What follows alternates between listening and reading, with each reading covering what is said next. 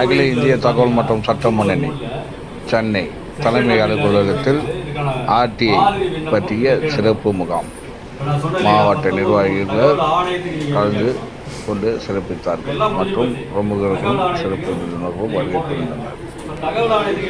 நிறுவனர் மாநில தலைவர் டாக்டர் வெண்ணையார் ரவி பிஏபிஎல் டிஎல்எல் அவர்கள் ஆர்டிஐ மனு அழைப்பது எப்படி என்று சிறப்புரை ஆற்றினார்கள். மேலும் மாநில பொருளாளர் PV செந்தில் முருகன் அவர்களும் கே அருள்ஜோதி மாநில ஒருங்கிணைப்பு செயலாளர் மற்றும் வழக்கறிஞர் பிரிவு தலைவர் அவர்களும் மாநில துணைத் தலைவர் கே பழனி வழக்கறிஞர் அவர்களும்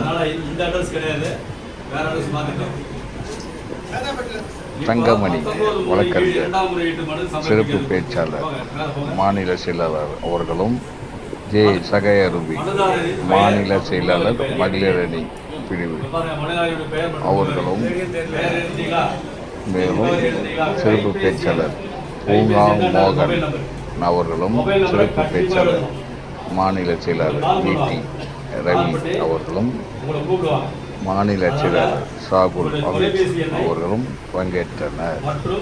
மேலும் சென்னை மண்டல தலைவர் நேதாஜி சரவணன் அவர்களும்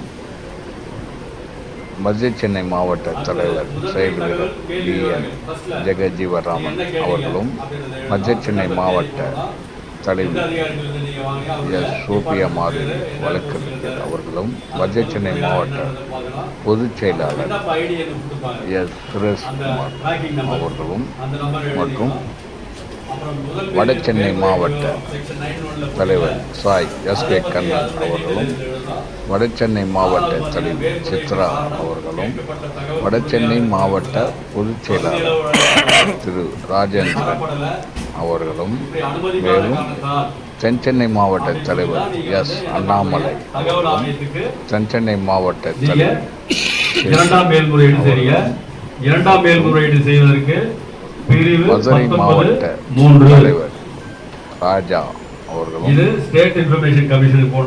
மேலும் சுவாமி தொழில்நுட்ப தலைவர் மாநில அவர்களும் உடன் SR செய்தி தொடர்பாளர் மேலும் பிரமுகர்கள் வருகை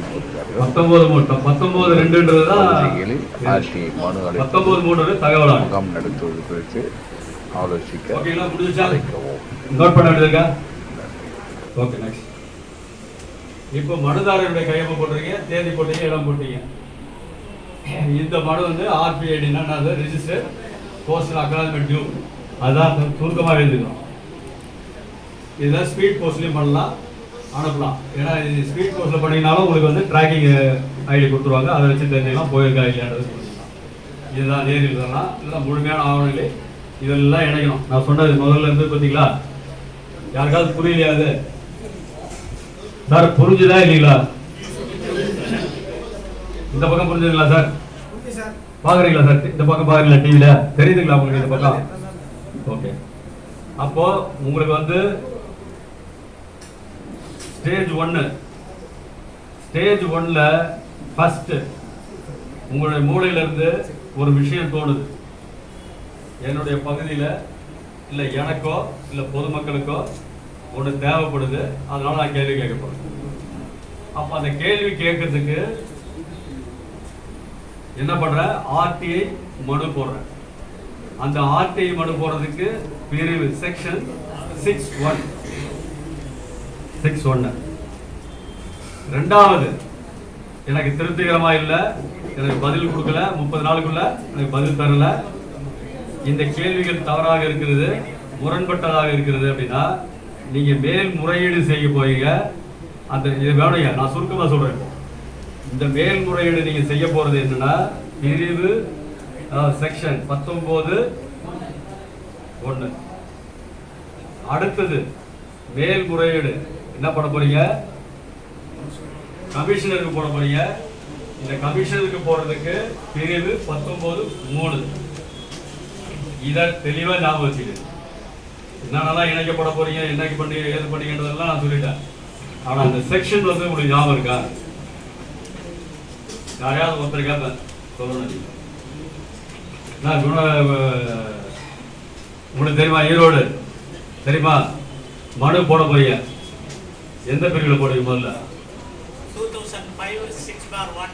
வெரி குட். 6/1 கிடையாது, 6/1 செக்ஷன். Okay, very good. எல்லாரும் ஒரு கிளாப் பண்ணுங்க அவங்க. ரெண்டாவது, எனக்கு திருப்திகரமா இல்லை, நான் போட்டேன் டாஸ்மார்க்ல பாட்டில்ல சரக்கு ரொம்ப டல்லா இருக்குது, 10 ரூபாய் எக்ஸ்ட்ரா கேட்கறாங்க. இதுக்கு பதிலே வராது, அது வேற விஷயம். உண்மையே வராது. இதனால ஒரு ஜோக்குக்காக சொல்றோம். இதை பத்தி நீங்க ஒரு கேள்வி கேட்டீங்க, உங்களுக்கு பதில் தர மாட்டான். அப்ப நீங்க என்ன பண்ணணும்? எனக்கு இவன் தரவே மாட்டான்டா அப்படின்னு டேரக்டாக தெரிஞ்சீங்க. ஆனாலும் நீங்க என்ன பண்றீங்க? ஒரு அப்பீலேட் அத்தாரி போறீங்க, அப்பீல் பண்ண போறீங்க. 30 நாளுக்குள்ள நீங்க வந்துடுச்சு உங்களுக்கு. 30 நாளுக்கு அப்புறம் நீங்க அடுத்தது அனுப்ப போறீங்க. அனுப்புறதுக்கு நம்ம செந்தில்குமார் சாரை கேட்கணும். இப்போ இவ்வளவு நாள் தூங்கி இருந்தாரு, இப்ப எழுப்பி கேட்க போறேன். Very good. கை கை தட்டி சார், கை தட்டி. Very good. அப்போ வந்து சரக்கு அடிக்க மாட்டாருன்னு தெரியுது, தெளிவா இருக்குது. இப்போ இதுல வந்து என்ன கேட்டீங்கன்னா, இதுலயே வந்து இந்த டிபார்ட்மெண்ட் தராது. ஏன்னா பல கோடி ஊழல் பிரச்சனை தரமாட்டாங்க. அப்ப நேரடியா என்ன பண்ண போறீங்க? தகவல் ஆணையத்துக்கு கேட்க போறீங்க. நீங்க சொல்றீங்களா?